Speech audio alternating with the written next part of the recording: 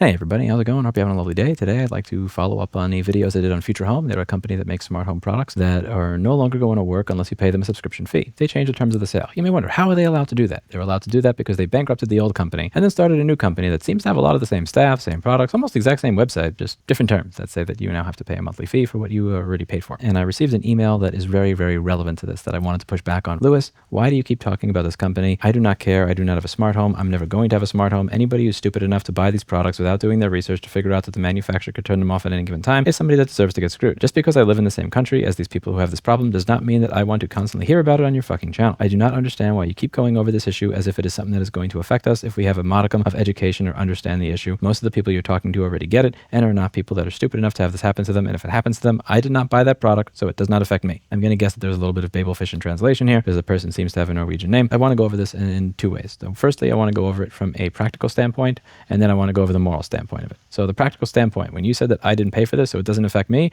yes, you did. If you take a look at Futurehome's website, they are actually subsidized by the Norwegian government. You can get up to 35% back if you apply. The Innova grant will cover up to 35% of the cost and has a 12-month retroactive effect. Government.no. Innova is a state enterprise owned by the Ministry of Climate and Environment. The purpose of Innova and the Climate and Energy Fund is to contribute to meeting Norway's climate commitments and to promote effective climate and energy transmission measures on a path to a low-emission society. Now, whether or not that's how you want your government to spend your money, that's how they spend their money. When you take a look at the fact that these people brag that they've had their products installed in over 30,000 homes, that means that when you do the math on how many people decide to go for the subsidy versus just not fill out the paperwork, on average, how many people have had these installed in their houses, the price of the device, you as a taxpayer have paid somewhere between $2 to $5 million to have this company install devices in people's houses that they then pulled a rug pull on and asked for more money later.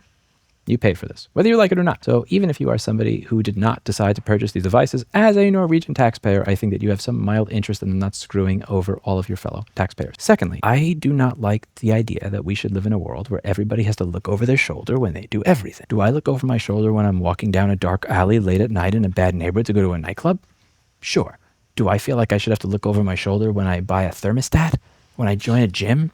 Not really. I believe in personal accountability and responsibility. You do have some agency in the world. At the same time, you're just constantly punching down at people that may know less than you in one particular area. Let's say that you're smart, because let's be real. The reason that people make these statements, the reason that they are punching their neighbor when their neighbor gets screwed rather than focusing on the person who actually did the screwing, because it makes them feel better. I understand the smart home ecosystem better than that stupid pleb. I would have not purchased that device because I know better how to find something with a local API. And maybe you do, but the reality of the situation is that the consumer's awareness of how often they're getting screwed has not caught up with how often they're getting screwed. Because most outlets nowadays, the people that are supposed to defend us, the people that are supposed to be going over these issues and covering them, are not. Whether it's because they're lazy, whether it's because they don't know any better, or whether it's because they want to be seen as brand safe so that they can keep their advertisers. Most people are not reporting this, and as a result, most people don't understand just how badly they're getting screwed. I guarantee you that there's some other aspect of your life, somewhere where you have purchased something where you did not do 2 or 4 hours of research before you bought it. Whether it was envelopes, a kitchen set, a can opener, there's something that you bought where you did not spend 2 hours researching it ahead of time. And when you get screwed, should the person who knows about that laugh at you? I trust when I go to the store and I go to buy a bottle of water, this bottle of water is not going to have cyanide in it because Richard Kuklinski came back from the dead and realized I gave the Iceman a 1-star review on IMDb and poured it in there while I wasn't looking, and they don't have proper inspection procedures for this. I just figure if I go to HEB and I buy a bottle of water that I'm not going to get killed. I didn't Google before buying that particular brand of water. Maybe I should have. And there are probably people out there say, you're a pleb, you're an idiot that did that. As long as you continue to shit on your neighbor or punch down on your neighbor as a result of them making a different decision than you because they're just not as smart as you, just to pop up your own ego, what's going to happen is when something happens to you in a different area where they know more than you, there's not going to be anybody to help you because that organization wasn't created, that coalition wasn't organized. These items were not pushed back against when they affected other people. So when it affects you, nobody gives a shit. I do not like the idea of giving the Futurehome CEO and Futurehome the luxury of framing the issue as well as creating that false dichotomy. Other comments that I was reading through, one of them was, what kind of lazy fuck doesn't just go to the thermostat themselves to set the temperature? Can't you set the schedule? This is ridiculous. Who needs this shit to begin with? You're an idiot if you even wanted to get this, even if it is free. To be clear, even if it is free. I'm not going to insult you if you want a smart home or don't want a smart home. You do you. You have your own preferences. I don't care. I'm not trying to push any of this on you. I don't have any agenda there. My agenda is that you focus and keep your eye on the ball. Keep your eye on what it is you're actually mad at. In my opinion, the reason that you are saying all this crap about smart homes, people who buy them, is the desire to shit on something that shits on you. If the smart home manufacturers decide to shit on you, you would like to shit on the concept of the smart home. And I understand that. You feel like you're taking away their power. But the reason I don't like that is because then it winds up shitting on everybody in that field that doesn't do that. Because you're not mad at smart homes. You're mad at business models that abuse customers. You're mad at companies that sell products that require a server to work, that give you the client software, but do not give you the server software. That's what you're actually mad at. Everything that you hate about what Futurehome did does not apply to something like this. When you shit on the concept of the smart home and everybody that makes this type of stuff, you're actually kind of shitting on people like Home Assistant as well. To make open source, beautiful, lovely software that does not require that you even connect it to the internet in order for it to work. You can control this via VPN. It's open source. You can do whatever you want with it. I have a thermostat. My thermostat may be the biggest piece of shit in the world, but my thermostat is mine. It don't connect to the internet. Nobody else can control it. Nobody can turn it off. Nobody can push firmware updates to it. I don't like that we've created this weird false dichotomy world where either you are somebody who takes part in technological progress and you are owned by the company, or you do not take part in technological progress, but you are a free, rugged man that is not a lazy bum. I think it's ridiculous because we used to have advancements in technology where you did not have to give something up in order to get something. When we went from black and white to color, my television did not require a subscription. It did not sell my personal data. The wheel did not have forced arbitration. And I can only imagine, I shouldn't even be saying this, but imagine if the wheel came out now, how many strings would be attached to it? When technological progress used to occur, things used to just get better. You'd have to give something up. And it's because we live in this world where you seemingly have to give something up in order to get something better, that people are now coming up with these justifications and working backwards in their head and saying, well, I don't want anything better. I don't need it. I wouldn't need that anyway. I think that's the wrong way to go about it. Because I do like technological progress. I do like the fact that if I'm coming home 3 hours early, I don't have to deal with the schedule and deal with the fact when I get home it's going to be warm. I can just click and say, I want it to be cold right now. I like the devices in my smart home because I control my smart home. My smart home doesn't control me. The problem is not the smart home. The problem are the abusive business models. And above all, the problem are the people that think like this.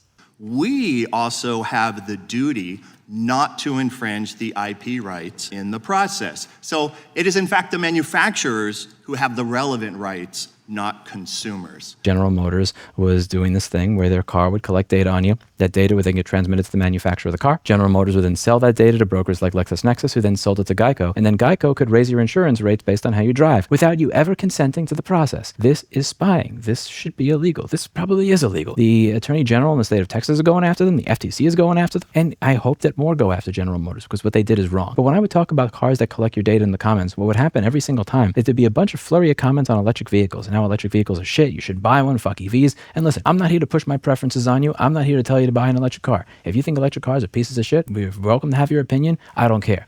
The reason that it bothered me when people would universally shit on electric vehicles is because your eye is off the ball. Because that system, that business model, the laws, and the framework that allow that to occur to an EV also apply to internal combustion engine cars. And many of the vehicles that General Motors was illegally collecting your data from and selling were gas cars. So if we pretend that the problem are EVs, then these companies will simply be able to continue to have this scapegoat that allows them to rob you blind. If we pretend that the problem are smart homes, then you're going to be blind to this being an issue everywhere else.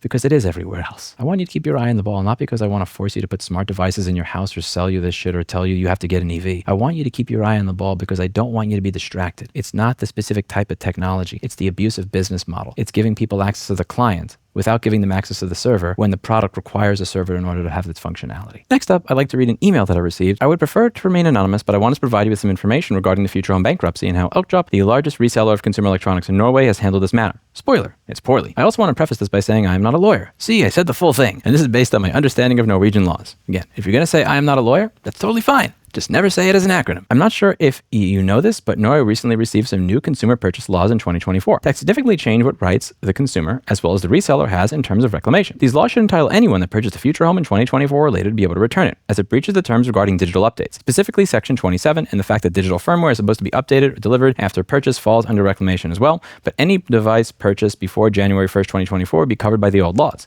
Old laws had no such terms, and thus, since the product technically still works, we've been informed that customers have no right to return the product, despite the product being essentially stripped of most of its functionality. It is not deemed as a defect under the Consumer Protection Act, which is fucking ridiculous. So yeah, even the biggest electronics reseller in Norway is completely denying all forms of return for this. Kind regards, A pissed off outjob employee that wants to speak out, and my apologies for completely mispronouncing that. Section 27, complaints. If there is a defect in the item, the consumer must, within a reasonable time after he or she discovered or should have discovered it, notify the seller that he or she wishes to invoke the defect complaint. The deadline for lodging a complaint may never be shorter than 2 months from the time the consumer discovered the defect. Complaints must be made no later than 2 years after the item was delivered. If the item or parts of it are intended to last significantly longer under normal use, the deadline for complaints is 5 years. I would suggest that a device that is installed in your house by a professional plumber or electrician as a fixture in your home is something that you would expect to last longer, and the deadline for complaints being 5 years sounds more reasonable. For updates in digital services that are to be delivered continuously over a longer period under the agreement, the deadline for complaints is still as long as this period. The deadlines under the first to third sentences do not apply where the seller has assumed liability for a longer period by warranty or by agreement, or where there is a defect under Section 16, first paragraph, letter D. Complaints can instead be made to the person who, by agreement with the seller, has undertaken to remedy the defects. It seems like Futurehome is moving full steam ahead with requiring subscriptions for what you already bought and paid for, and it also seems like major electronics retailers are telling consumers to go F themselves. Even across the pond, some things just seem to stay the same. One of the questions that I would have for my Norwegian friends is whether or not consumer protection in Norway is as useless as it is in the United States. But there's one way to figure that out. I'm going to try to remember to edit the wiki article with a suggestions tab on what it is that you can do. One of the things that you can do is complain to this particular consumer protection agency that I'm not even going to try to pronounce, but here is where you can send a tip and hopefully try and push back against the idea that you bought something that is then not going to be functional by the manufacturer, but somehow you should just have to deal with it because they've decided that they want to make more money. This is a way that you can push back against it and soften the blow of the fact that you paid for this. Even if you're the person making fun of the person that got the smart home, whether you like it or not, you paid for this.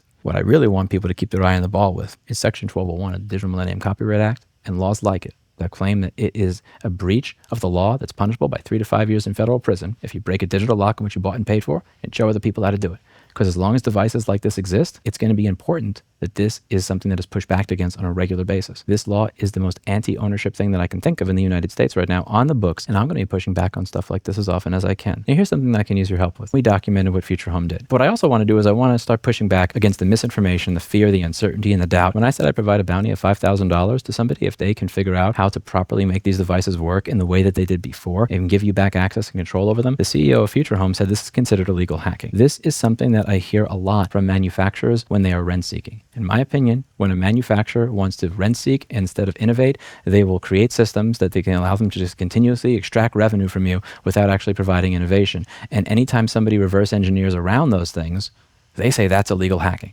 But that's not what it is. It's reverse engineering. The CEO of Futurehome claimed that it is considered illegal hacking to give people access to what they bought and paid for rather than legitimate reverse engineering. I put out a bounty of $5,000 if somebody can reverse engineer that box and those devices in these customers' homes so that they can still get access to them the way they did before without having to pay the subscription ransom fee. He claims that's illegal hacking. In my opinion, when you hear people say that something is illegal hacking rather than reverse engineering, it's usually some tech company CEO that wants to justify their rent-seeking behavior. And they want to fearmonger people away from getting around their rent-seeking behavior by reverse engineering their shitty limitations. I don't like this. I started creating an article for consumerrights.wiki to go over this general theme. Reverse engineering versus illegal hacking. What I wanted to do with consumerrights.wiki is not just document every single instance of these anti-consumer practices and what the companies did, but I also wanted to start documenting the themes and pushing back against those themes. And one of the themes that I notice is that people will call something illegal hacking when it is reverse engineering. The CEO of Futurehome is not the first, and he most certainly is not going to be the last. I've created a base draft article, and it needs a lot of work because I'm not a lawyer and I'm not a hacker. But if you are an expert lawyer or you are somebody who really knows their shit in this area, I would genuinely appreciate if you would work towards proofreading my article and making it better. The whole point of consumerrights.wiki is to inform people. And when I meet people, whether they are regulators,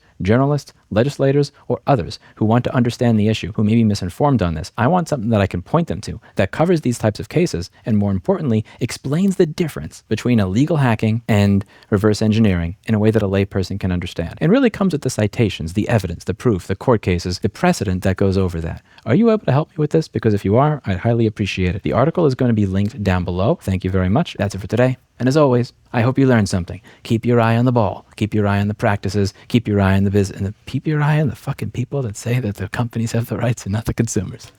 When they say the quiet part out loud, believe them. I'll see you in the next video. Bye now.